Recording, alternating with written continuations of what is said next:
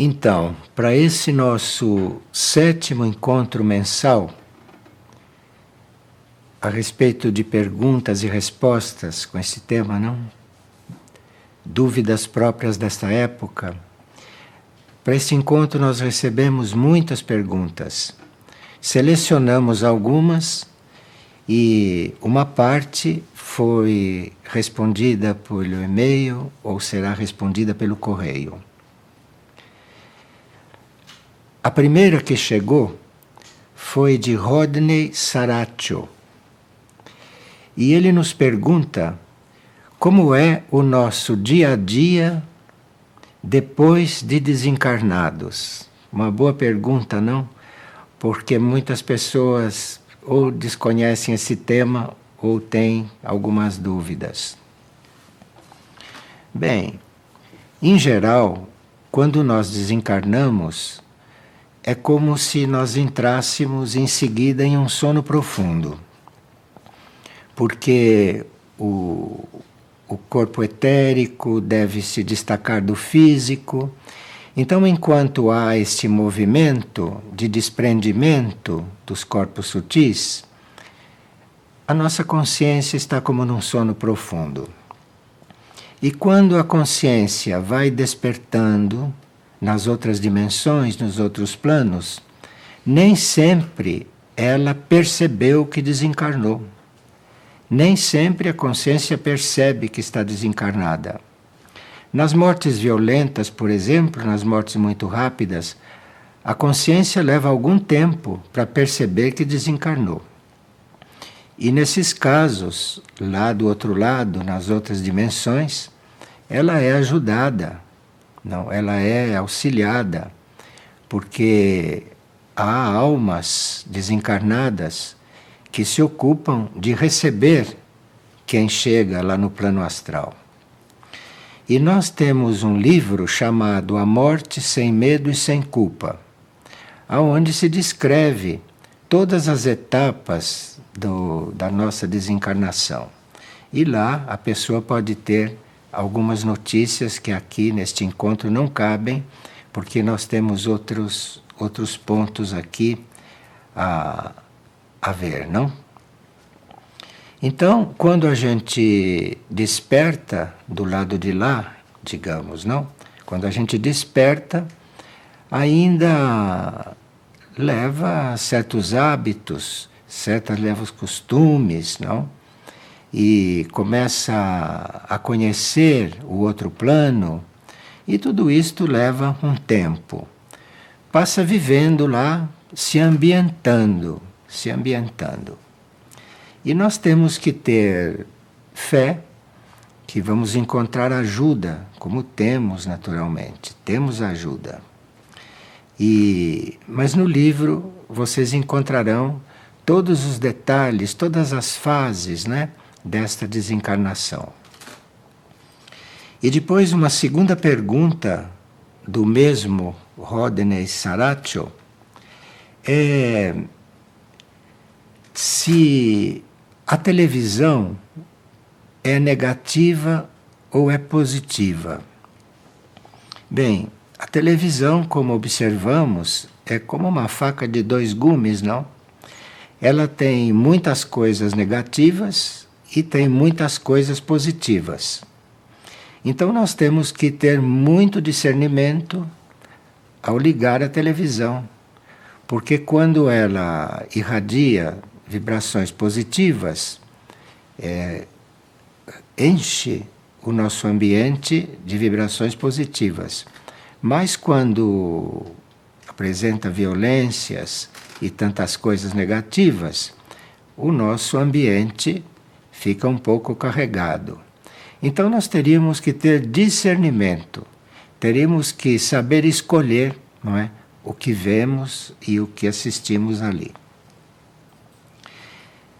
E o mesmo colaborador pergunta se ter cultura é importante. Bem, depende do que nós entendemos por cultura, não? Espiritualmente, nós consideramos a cultura da luz, não? Que é algo que emerge da alma das pessoas, ou que é enviada como inspiração pelo espírito das pessoas. Então chamamos de cultura da luz. E se a cultura foi criada na mente das pessoas, se ela foi criada na mente e não na alma, então é preciso que a gente tenha cautela e saber discernir o que nós vamos assumir, não como nossa cultura, e o que não vamos assumir. Geralmente, o que vem da alma é muito positivo, mas o que vem da mente, como se diz, é preciso ter cautela. Então, é importante se a cultura vem da alma, não é? E é menos importante se a cultura vem da mente. E qual é a importância da amizade? Pergunta o mesmo colaborador. Bom, amizade é uma coisa que termina. Termina quando você passa a discordar daquele que você é amigo ou vice-versa. O importante não é a amizade, porque a amizade não é eterna. A amizade varia muito, varia de acordo com o ânimo dos amigos e assim por diante. Então a amizade não é o que tem importância. O importante é o amor. Então, se você é amigo de uma pessoa, você pode deixar de ser amigo dele de repente. E ele também deixa de ser seu amigo.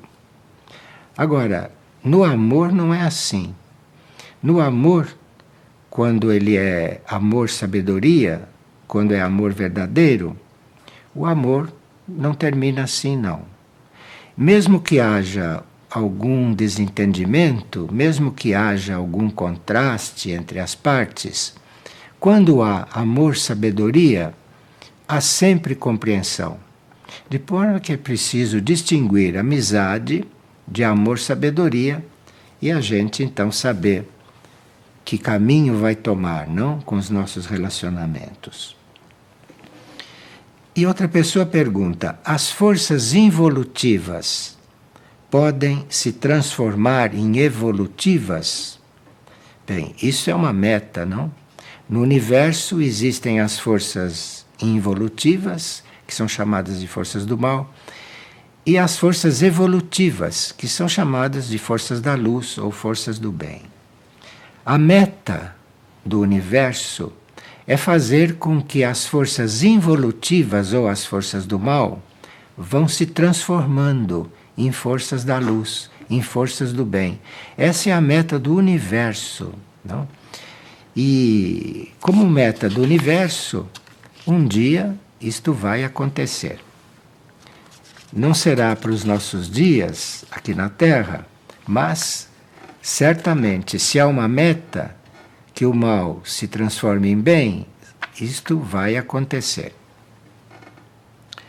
E uma pessoa ouvindo a nossa palestra sobre nós e o reino animal, ficou com uma pergunta. Porque naquela palestra nós dizíamos que para nós termos um desenvolvimento espiritual, precisaria que a gente tratasse os outros reinos da natureza, a começar pelo reino animal, como nossos irmãos. Aliás, isto São Francisco de Assis pregou, não? Ele chamava os animais de irmãos menores.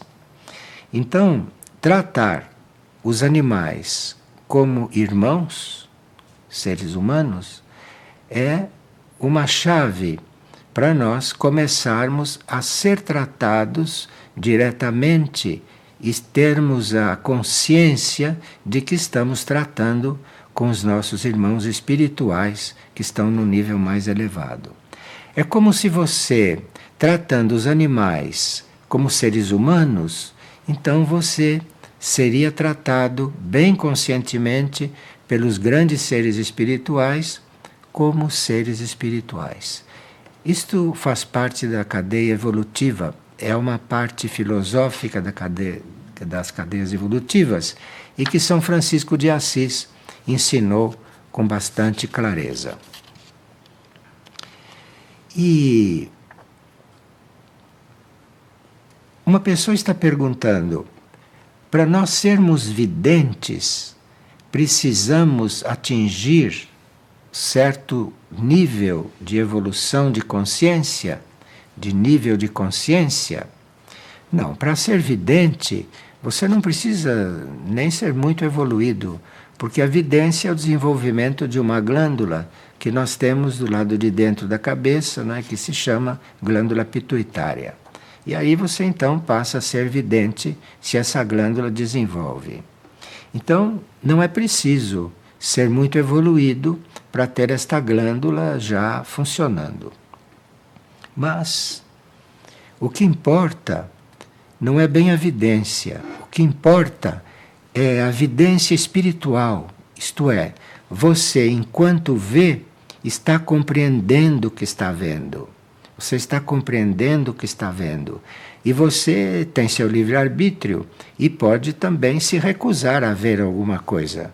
Se você não quiser ver, a visão pode interromper. Mas aí você precisaria ter já uma certa prática, não? Neste campo da vidência.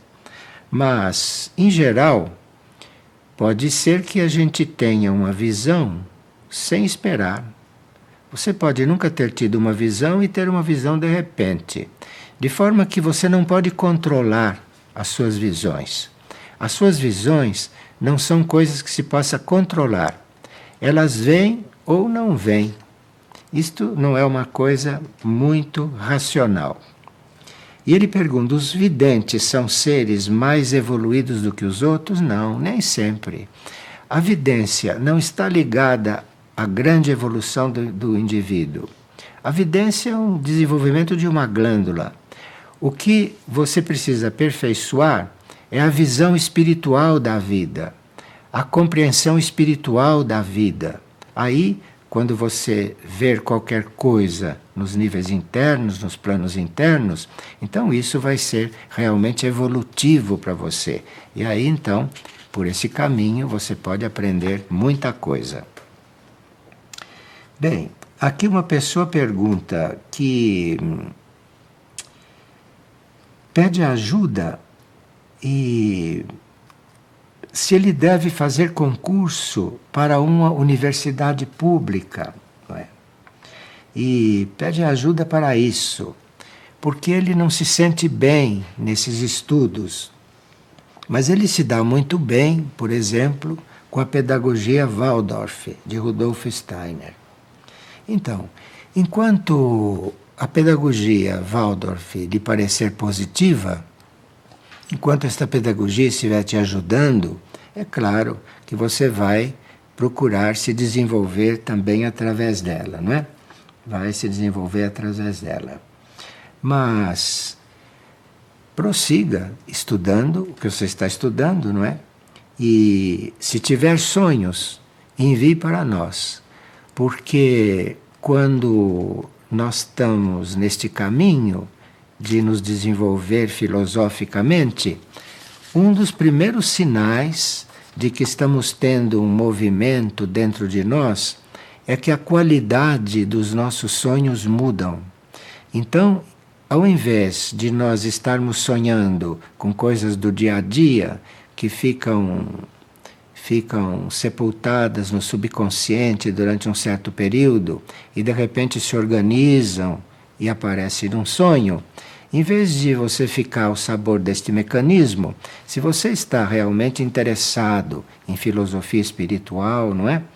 Em qualquer escola de filosofia positiva, então aí você passa a ter outro tipo de sonhos. E nos sonhos você pode não só ser instruído, como nos sonhos você pode ter indicações se está no caminho correto do ponto de vista dos seus estudos filosóficos. E é sempre bom nós perguntarmos periodicamente para o nosso interior, perguntarmos para o nosso ser interior se estamos no bom caminho nos nossos estudos. Porque às vezes nós estamos estudando coisas até positivas, mas que não são adequadas para nós. Então, sempre que se estuda para estar bem no caminho espiritual, nós teríamos que ter como prioridade estarmos seguros de que estamos estudando aquilo que nos serve. Porque os estudos podem ser muito bons, mas podem nos superestimular ou podem nos desestimular. Então nós teríamos que ter uma guiança interna para saber que tipo de estudos vamos fazer, por que caminho vamos nos introduzir. Existe um livro que está publicado em português de Ângela Maria La Sala Batà. E os livros dela são exatamente instruções sobre isso que você está buscando. Ângela Maria La Sala Batà. Está traduzido para o português. E confie no plano evolutivo, confie na sua alma, confie no seu espírito, porque aí você vai encontrar o caminho certo. E Ângela Maria La Sala Batà, ela foi uma grande discípula do tibetano, inclusive, e ela tem uma série de livros que são muito seguros, muito seguros.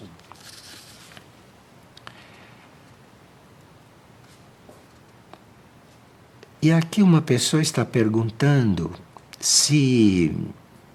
como é que ela faz para deixar certos hábitos, sendo que são coisas antigas nela e que ela não consegue se liberar, que ela não consegue se libertar.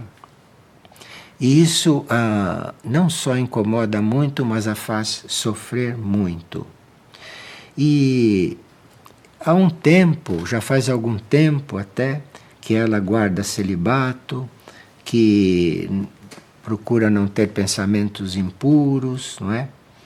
Mas que ela, às vezes, cai em coisas que ela pensou que já tivesse se libertado delas. Principalmente no campo sexual. Bem, se você está realmente decidida a mudar qualquer coisa neste campo, se você está realmente decidida, existe uma homeopatia que se chama Conium Maculatum. Esta homeopatia está disponível e você tenha mais fé no seu eu interior do que na homeopatia, é claro. Mas você use a homeopatia, mas tendo fé no seu eu superior, no seu eu interno. Tenha fé no seu espírito, porque aí a homeopatia vai poder agir melhor em você. E você usa a homeopatia, mas a fé é colocada no seu ser interior, na sua mônada, não é? E depois você decida usar a sua força de vontade. Então a homeopatia pode acalmar muito todas essas coisas das quais você está se lamentando. Mas é preciso não colocar a fé exatamente na homeopatia, mas colocar a fé no seu espírito, no seu Deus interno, ou em Deus, não é? Diretamente. E é preciso ter força de vontade, ir assumindo esta vontade que você tem na sua mônada, porque todas as mônadas, todos os espíritos têm uma essência de vontade. Então você teria que apelar para essa essência do seu espírito, ter força de vontade, e aí o Conium Maculatum pode ajudar muito você. Bem, uma pessoa, quando vai adormecer, ela tem algumas experiências não muito agradáveis, não? E ela recebe visitas e ela não sabe se está dormindo, se está acordada ou se está numa área intermediária, numa zona intermediária da consciência, não? Mas ela disse que numa dessas aventuras, num desses momentos, que ela invocou o arcanjo Miguel. E ela invocou o arcanjo Miguel e a sua espada de luz. E invocou todas as hierarquias protetoras. Ela disse que sentiu um combate num certo plano, do qual ela não teve muita consciência, mas depois ela se acalmou e essas coisas foram se acabando. E ela então pergunta se tudo isso tem relação com as audições das palestras que ela tem ouvido. Bem, isto se você invocou, não, uma energia arcangélica e naturalmente você teve uma resposta. Você teve uma resposta. E se você ouviu muitas palestras sobre isso e tudo isso, houve um preparo interior em você. Você, através de ter ouvido as palestras, isso houve um preparo em você. E quando você invocou a hierarquia arcangélica, você recebeu uma resposta. Você recebeu uma resposta. Não importa de onde veio, porque a hierarquia arcangélica dispõe de legiões de anjos, não? E esses anjos dispõem de evoluções de elementais, de devas, que podem auxiliar nesses assuntos. Então é muito bom que você vá buscando, não, essas soluções, vá buscando esses remédios para suas crises, não? Nos planos internos, invocando essas hierarquias criadoras, essas hierarquias angélicas ou arcangélicas, e que você faça essas experiências. E é muito bom você ter compartilhado isso, porque certamente há muitas pessoas nessas mesmas situações.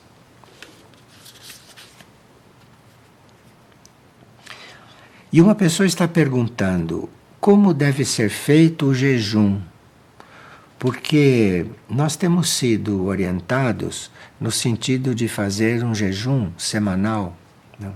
Pelo menos um jejum semanal, para dar uma espécie de repouso, não é, ao nosso corpo físico e com a intenção de nos desintoxicarmos um pouco. Porque vocês sabem que a alimentação hoje vem carregada de tóxicos. Então, um jejum é não só uma espécie de oferta que você faz para quebrar hábitos alimentares seus, mas o jejum também é uma forma de você se purificar e de você dar um repouso, não é, para o seu aparelho digestivo, para o seu sistema nervoso e tudo isto.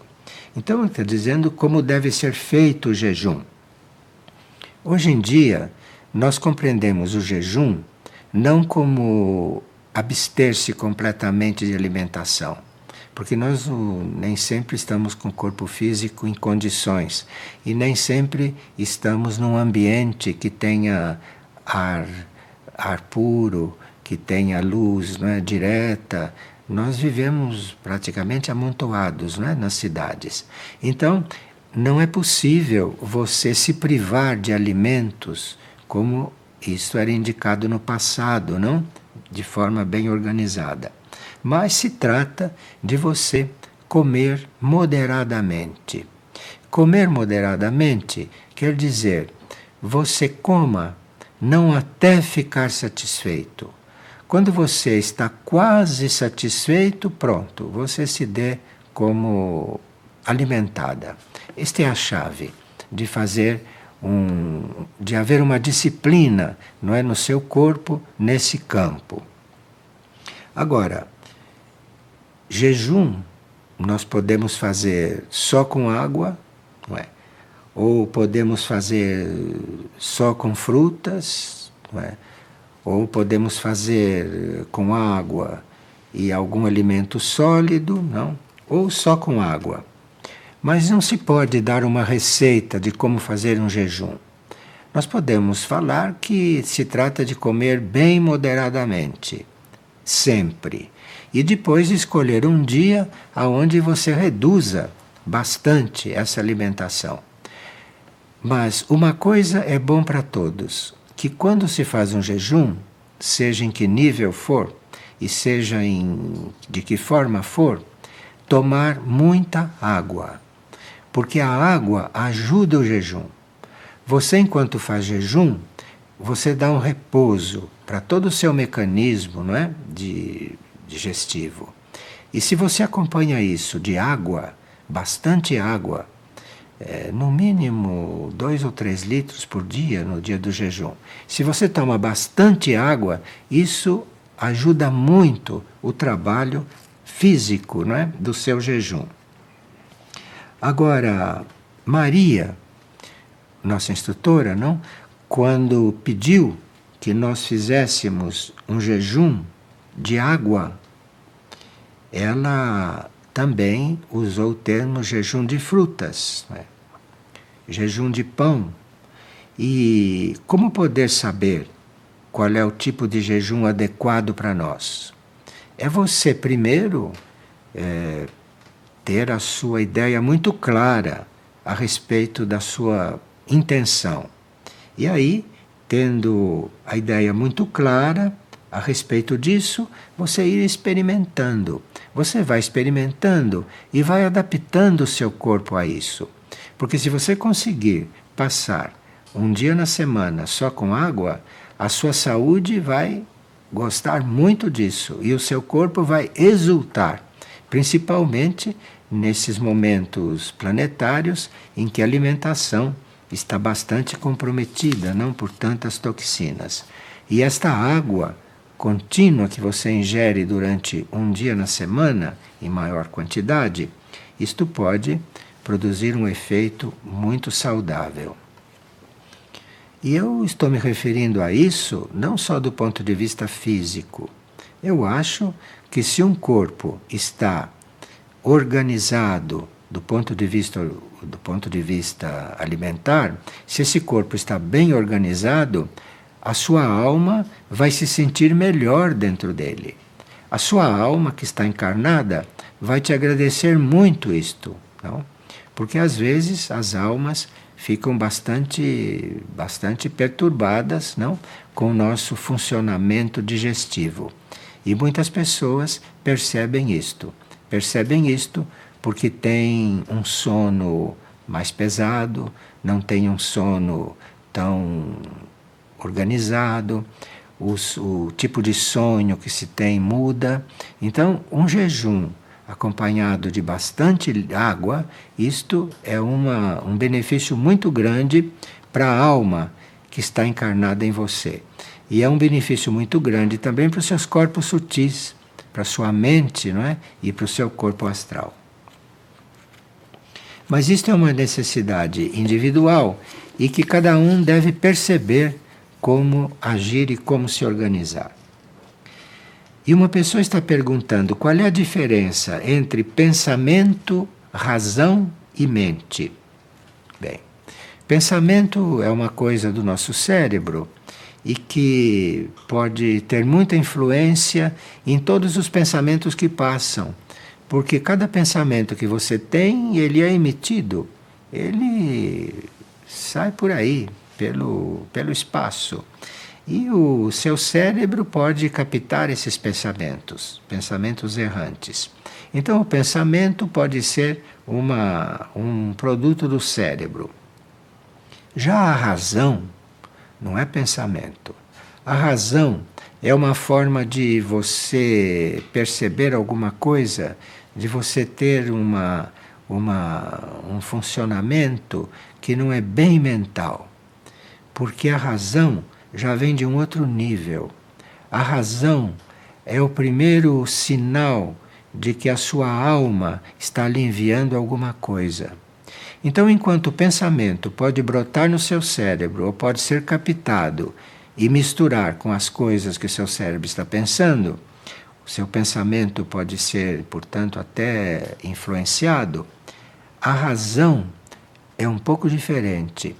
Porque quando você adquire a razão, Isto vem da sua alma. Isso já é uma manifestação da sua alma. Agora, diferença entre pensamento, razão e mente, bem, a mente é um nível de consciência seu. Assim como você está no plano físico, tem o corpo físico, você no plano mental tem um corpo mental. Então, a sua mente é outra coisa. A sua mente pode não ser o seu pensamento. O seu pensamento pode estar sendo fabricado pelo seu cérebro, pelos seus costumes, por aquilo que você tem no seu subconsciente, por aquilo que você está captando, mas a mente já está mais coligada com os níveis imateriais. Nem todas as mentes são completamente concretas, como as mentes da maioria. Há mentes que não são tão concretas, há mentes que já estão em contato com planos mais sutis, com planos mais elevados. Então, a mente é uma faculdade nossa num certo nível de consciência. E nós temos também um corpo mental. E assim como, através do jejum e da alimentação inteligente e moderada, você vai purificando o seu corpo físico, você também vai purificando o seu corpo mental, não é? Evitando pensamentos negativos, evitando elucubrações mentais negativas, não é? E cuidando muito do que se passa na sua mente.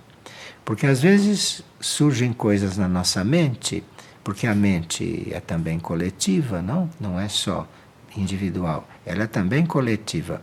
Então, às vezes podem surgir coisas na mente que você pode não estar muito satisfeita com elas.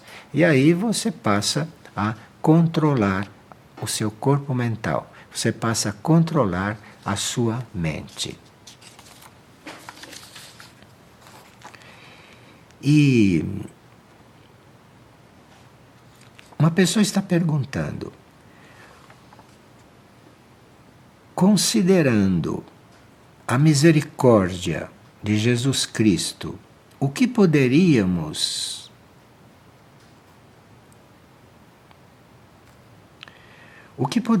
pensar desta misericórdia canalizada por nós e distribuída? Bem, este é um assunto bastante amplo e seria muito bom, pelo tipo de forma como você coloca a pergunta, seria muito bom que você estudasse um livro chamado Mística Cidade de Deus. Mística Cidade de Deus é um livro escrito no século XVII por Maria de Ágreda. Maria de Ágreda era uma monja contemplativa e ela tinha muito contato com Maria, a mãe de Jesus. E Mística Cidade de Deus é o livro que documenta toda esta relação que ela, monja e escritora, teve com Maria. É muito interessante.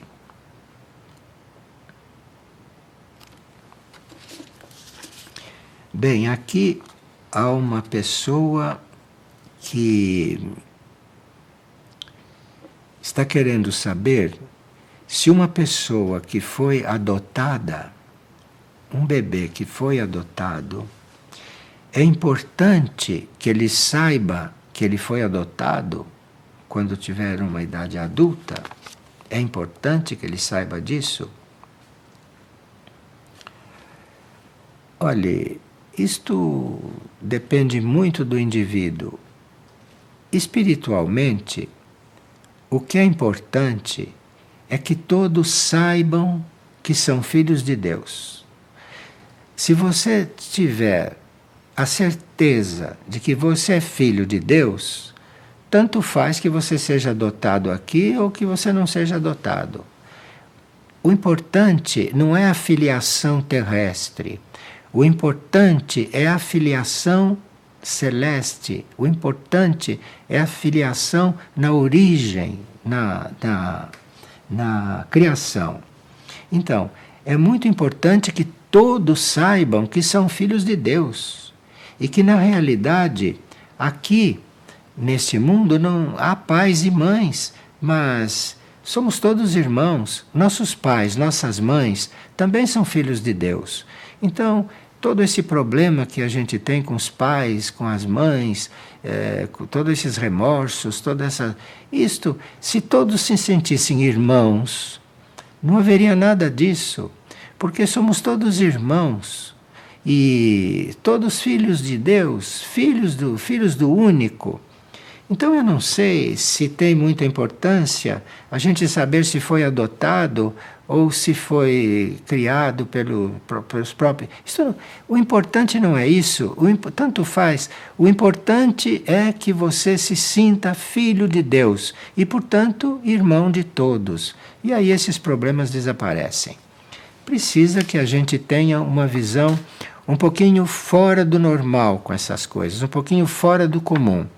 Porque, como você pode observar, a visão comum da vida está levando as pessoas para uma certa confusão.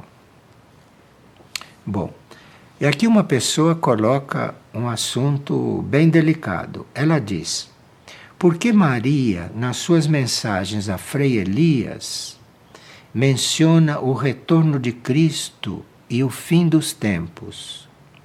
E Maria, nas mensagens de Medjugorje, nunca menciona isto. E a pessoa pergunta, mas isto não gera uma confusão e uma divisão entre correntes espirituais? Bem,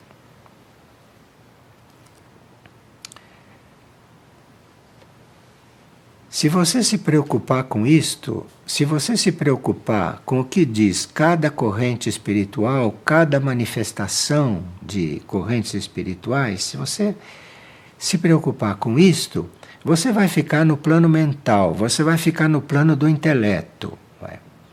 E você precisa conseguir unir as informações que recebe. Então, se Maria diz uma coisa aqui, e se Maria não diz isso em Medjugorje, diz uma outra coisa lá, você cuide de unir o que ela disse lá e o que ela disse aqui. Você une essas duas coisas e faz a sua síntese. Então amanhã começa o Cristo a falar, começam a vir transmissões dos outros planos, dos outros níveis. Você precisa perceber na sua alma ou perceber no seu coração se aquilo é válido, se aquilo é verdadeiro e se aquilo serve para você, se aquilo é bom para você. E se for bom para você, você faça a síntese de tudo isto e não fique vendo as diferenças entre palavras, as diferenças entre termos, não? Porque isto não é nada sábio, isso não faz parte do amor-sabedoria. O amor-sabedoria procura unir, inclusive, coisas diferentes, que aqui não é o caso, não são coisas opostas, não? É uma energia que se expressa para um determinado momento, para um determinado lugar, para uma determinada região do mundo. Então você precisa aprender a fazer a síntese disso e retirar dessa síntese o que lhe serve. Isto é receber as coisas com amor, sabedoria, e não com críticas mentais ou com movimentos intelectuais. Uma pessoa estava orando durante o amanhecer e quando ela levantou a vista e olhou através das janelas, ela viu 2 sóis que estavam surgindo e não um só. Então ela quer saber se isso foi uma ilusão. Não, é isso mesmo, o Sol não é só um. Você, quando olha o Sol, se você consegue olhar o Sol com uma certa postura, se você está olhando o Sol, apelando para que o Sol te instrua, uma das primeiras coisas que você vai ver é que há 2 sóis. Que você começa a ver o outro, você começa a ver o segundo. Então você não estava delirando. Você viu os 2 sóis neste momento. Agora, ela diz que enquanto estava vendo isto, ela ouviu um mantra. E ela sentiu uma grande alegria no coração. Mas ela não está segura. se este mantra era verdadeiro. Bom, depois de você ter visto o sol de uma forma diferente, e aí se você ouviu dentro de si um mantra, e se esse mantra te trouxe muita alegria, então você use o mantra com alegria no seu coração, comece a usar, experimente o mantra. Mas não experimente o mantra como uma pesquisa, porque as coisas espirituais não precisam de pesquisas. As coisas espirituais surgem e você vê se é ou não é. Não precisa pesquisar nada espiritualmente. Você sabe se aquilo é ou não é. Então, se o mantra te trouxe imediatamente alegria, depois de uma visão inusitada do sol, então você use o mantra com gratidão no coração e vá seguindo até que você ache que terminou esta parte da sua aprendizagem. Mas se o mantra lhe trouxe alegria, e se o mantra é harmonioso, como se vê aqui, como você o transcreveu, então você use o mantra com muita gratidão, porque o que vale muito é a sua intenção. Quando você aceita uma coisa com seu coração, aquilo faz um trabalho no seu coração. E você observe o que acontece.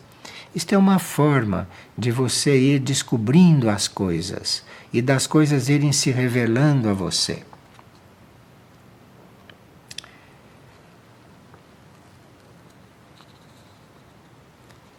Tive um sonho, diz alguém, em que alguém que eu não consegui ver me entregou em mãos uma flauta indígena.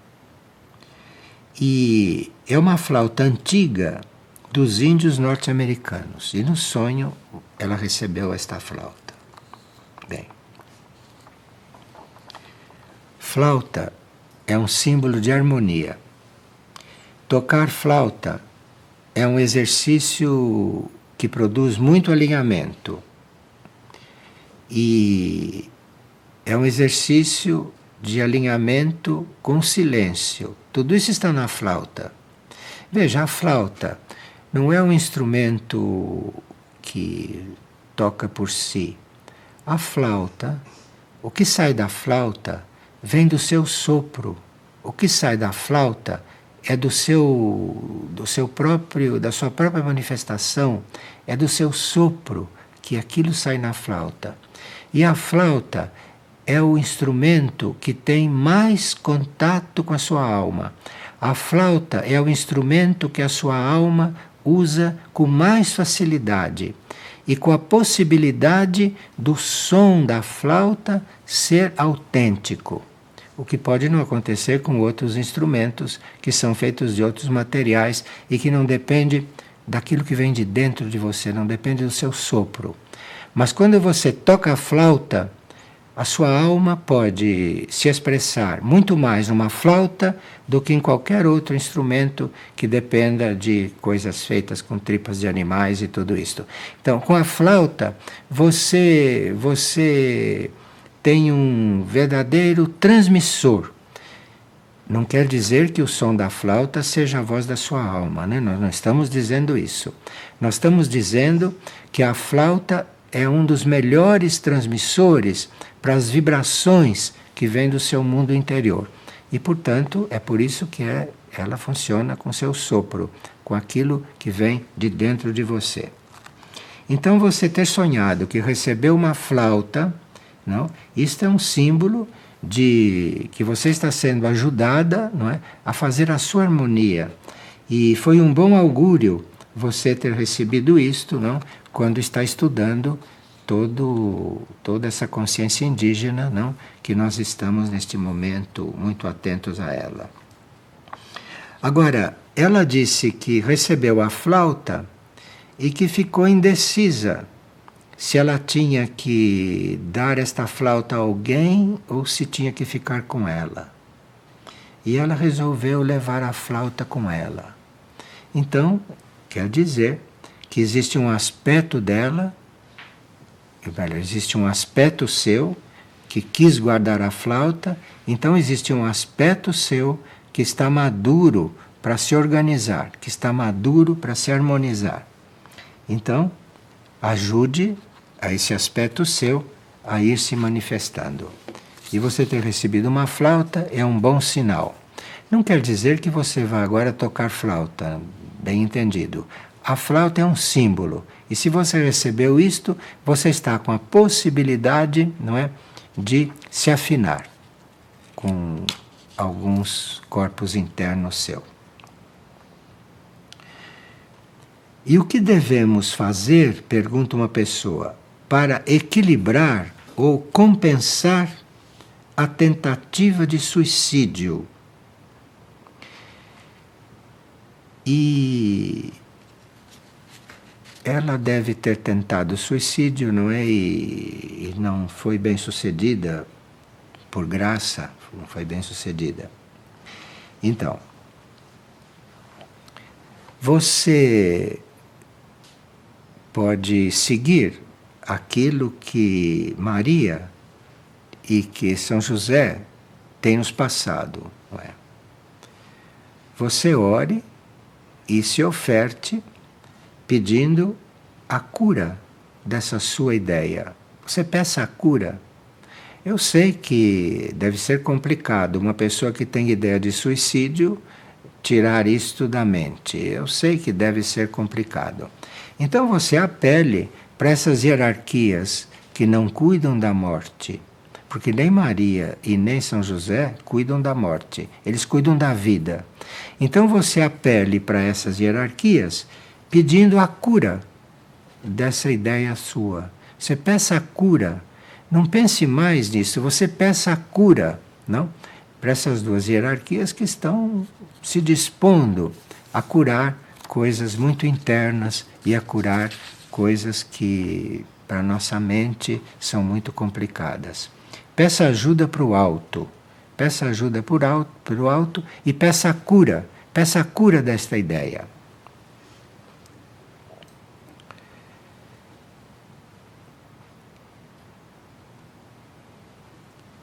Ela diz que tem ouvido as nossas partilhas pela Rádio Mundial e pergunta: quando se diz conhece-te a ti mesmo, que ela não faz ideia do que é isso.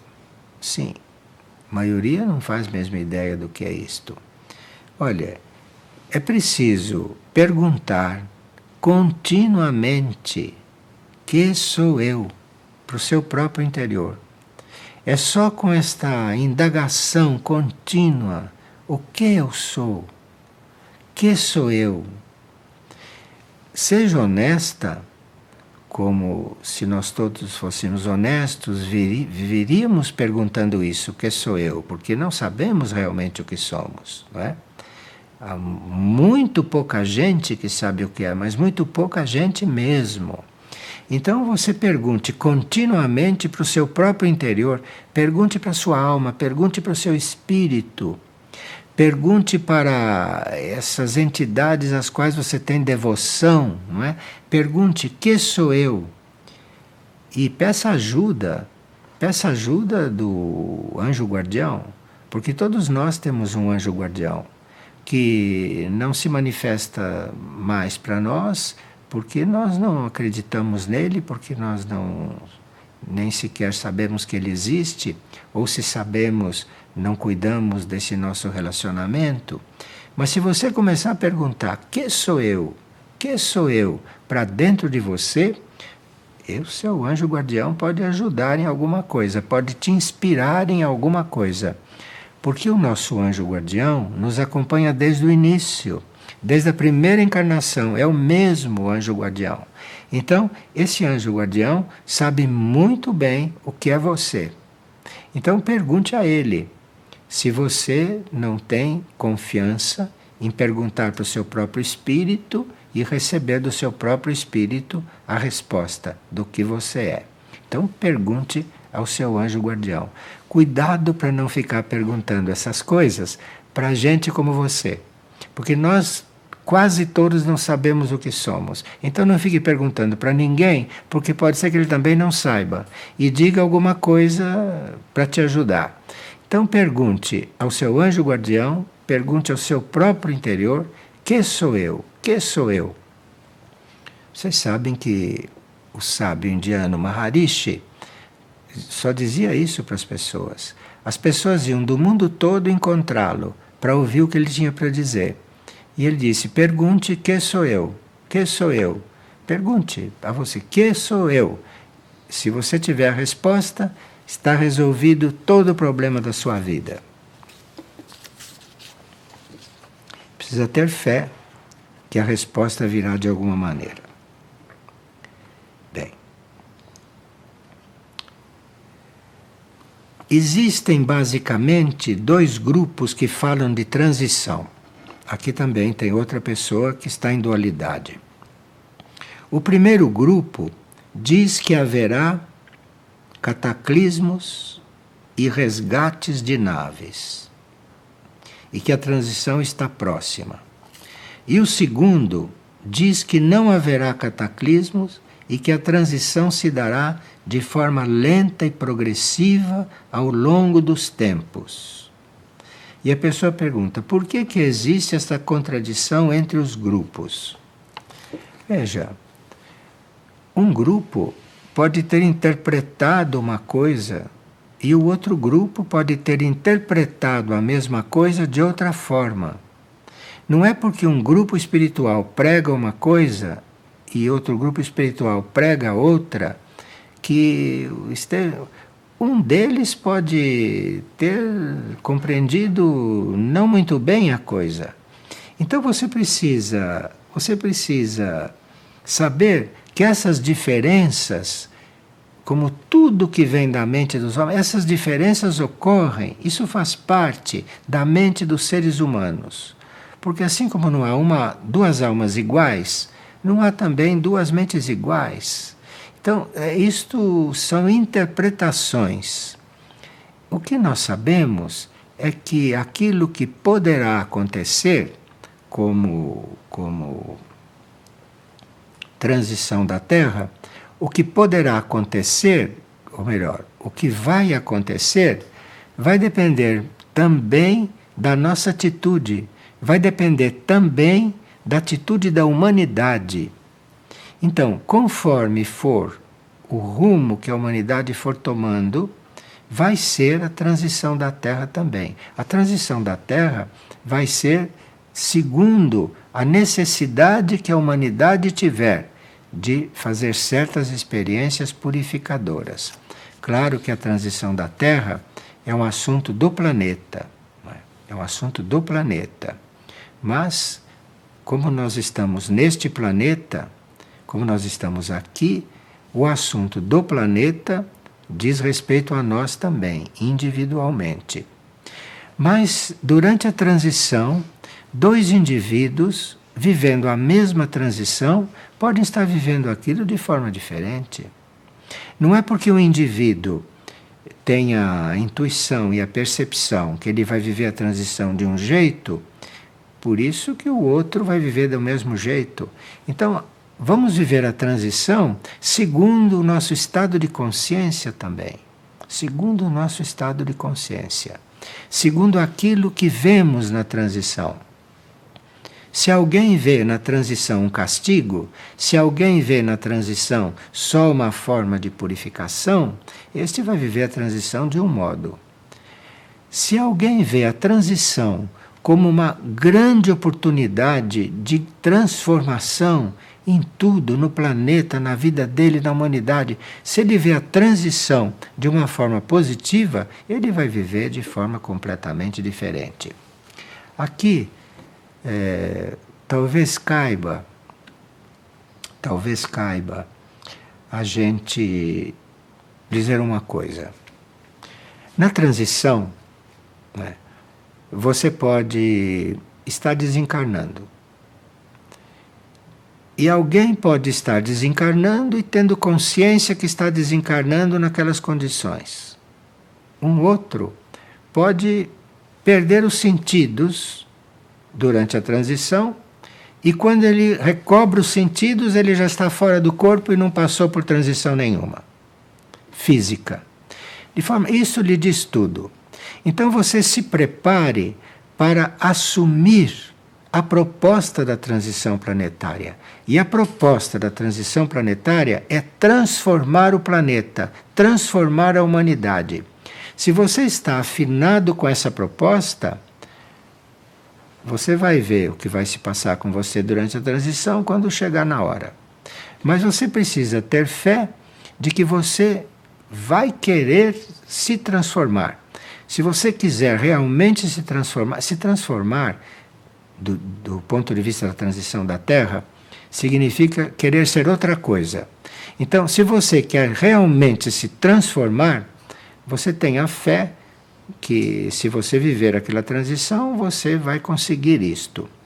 Pode conseguir isto conscientemente, como pode conseguir inconscientemente. Você pode ali perder a consciência, não passar por coisa alguma e recobrar a sua consciência nos planos internos. Isto é uma coisa que pode existir.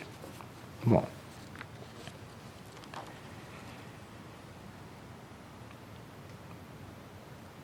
Uma pessoa diz que não gostaria de continuar a pensar no mal que ainda ela faz. Porque se ela começa a fazer um exame de consciência, ela se acha muito má. Isso é problema de muita gente, sabe? Problema de muita gente boa. Que quando começa a fazer exame de consciência, se acha muito má. E começa a ficar um pouco insatisfeita com isto. Olhe, Paulo de Tarso, São Paulo, que escreveu as epístolas que estão no Novo Testamento, Paulo de Tarso, que era um iniciado, disse o seguinte: eu não faço o bem que quero e faço o mal que eu não quero. Então você não está sozinha de achar que você faz mal, apesar de não querer. Porque ele também não fazia o bem que queria e fazia o mal que ele não queria. Isso era de um iniciado.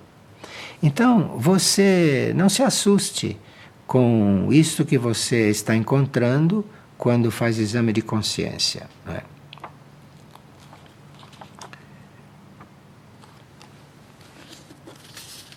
E procure fazer a coisa da melhor forma que você puder.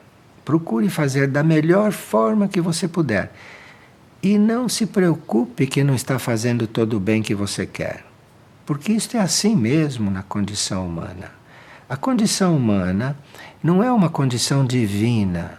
A condição humana ainda não é uma condição espiritual, como muitos seres humanos conseguiram. A condição humana é essa.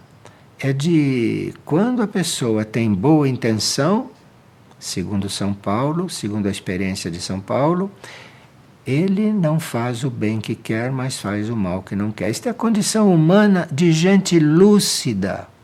Esses são os lúcidos. Bom.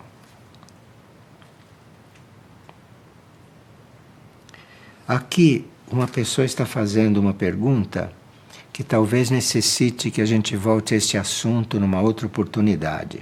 A pessoa ouviu uma palestra de Madre Shimani, na qual ela disse que 70% da humanidade está com sua alma e sua mônada afastadas. Foram as palavras que ela ouviu na palestra de Madre Shimani. E ela está perguntando o que acontece com a pessoa quando isto ocorre. O que acontece com alguém quando a alma e a mônada estão afastadas? O que acontece? Bem, isto, claro que existe, porque uma alma e uma mônada podem, por exemplo, ir se afastando, embora haja um karma, e não pode se afastar completamente, mas vai se afastando.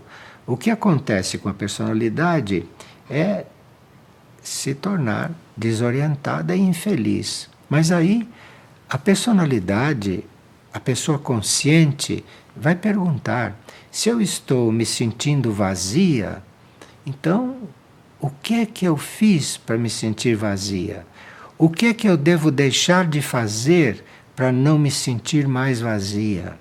Ou o que é que eu devo fazer para não me sentir vazia? Primeiro, o que é que eu tenho que deixar de fazer? E depois o que é que eu devo fazer, não é? Para não me sentir mais assim. E você vai ver que é mais fácil você descobrir o que é que você tem que deixar de fazer do que você descobrir o que você deve fazer. Vai experimentar e você vai ver que é mais fácil. Então você comece a dispensar essa carga de coisas que você acha que não deve fazer. Isto é fácil. Basta fazer um exame de consciência do dia que você viveu e você vai ver quanta coisa você teria que deixar de fazer. É só fazer um exame de consciência na hora de dormir. Você vai ver várias coisas que você gostaria de não continuar fazendo. Então cuide disto. Cuide de não fazer mais o que você acha que não deve fazer. Que à medida que você for esvaziando o seu ser de todo este entulho, que são as coisas que você acha que não deve fazer, você vai então esvaziando isso da sua vida, que aí você vai começando a compreender o que você deve fazer. Mas para compreender o que você deve fazer, você precisa abrir espaço dentro de você. E aí você vai deixando de fazer aquilo que acha que não deve. E você vai ver quantas coisas você faz cada dia que a sua consciência acha que você não deve fazer. Quantas coisas. Quantas palavras você diz que quando você faz exame de consciência, você vê que não foram adequadas. Então você vai primeiro tirando o lixo. Quando você abrir espaço no seu interior, então aí você vai começando a ver o que deve fazer, bem gradualmente, porque a nossa natureza espiritual, que é aquela que dirige esses processos, a nossa natureza espiritual é sábia. Então a nossa natureza espiritual não vai nos pedir uma coisa que a gente não seja capaz de fazer. Nossa natureza espiritual vai nos pedir para fazer uma coisa que exige um certo esforço, mas não que a gente não seja capaz. Então não seria a natureza espiritual. Seria a natureza humana para cometer um erro desse. Então quando você começa a jogar fora o lixo, você começa a ver uma certa luz. E essa luz nunca vai pedir algo que seja impossível para você. Vai pedir algo que custe um pouco de esforço, que custe um pouco de sacrifício, mas pelo que acontece em seguida, quando você começa a saber qual é o bem que você deve fazer, aí você passa realmente por uma grande cura. Bem, este tipo de reunião nós prosseguiremos no próximo mês de agosto, não? Marcaremos a data e anunciaremos. E depois temos as partilhas de quarta-feira em Figueira, que são também radiadas, não é? E temos as partilhas de domingo, às 10h30 da manhã, que também são dedicadas a temas espirituais.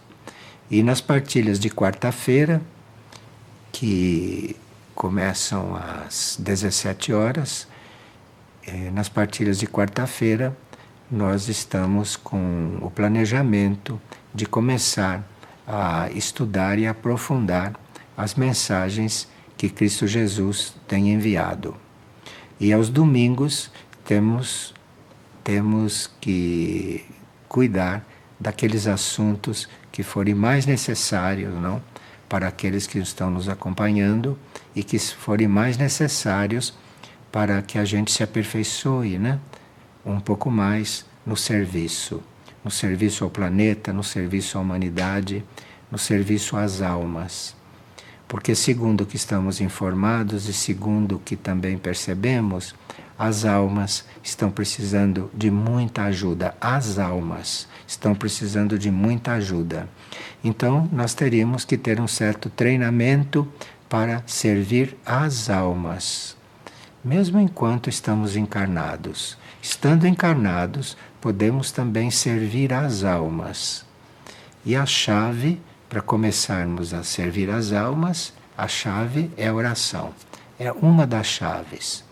Depois há a chave do serviço, não é? Há a chave da contemplação e tantas outras. E isto vamos vendo à medida que formos caminhando, está bem? Muito obrigado pela atenção de vocês. Obrigado.